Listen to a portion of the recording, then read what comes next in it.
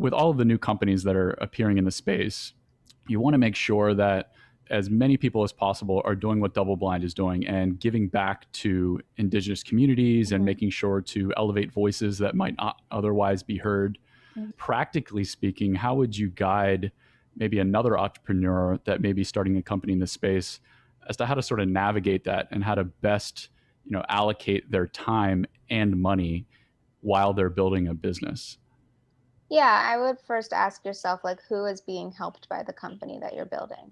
If the majority of the people who are benefiting from it are white upper middle class consumers of the product or patients of the medicine or whatever it is, that's great, but that's not for everybody. And so if your business model is such that the only people who can access it are already coming from a certain level of privilege, then ask yourself, okay, like, how can I reach more people? And whether that's through, again, like a fund and just giving back, or setting up scholarships so that other types of people are able to engage with what you're offering, or making sure your staff has a cultural competence and awareness of issues. These are all things to consider, right? So it's not that business, I guess in some perspectives, you can say the whole business world needs to be overhauled, in that, do psychedelics and capitalism even go together? A lot of people nowadays seem to think they do, and that's up for debate.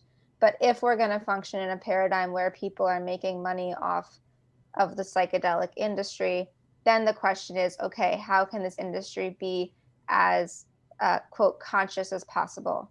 We had an article in our last issue, is conscious capitalism even possible, or is that a real thing? If the scope of people you're able to help through your business is limited, ask yourself why that is and how that can be rectified.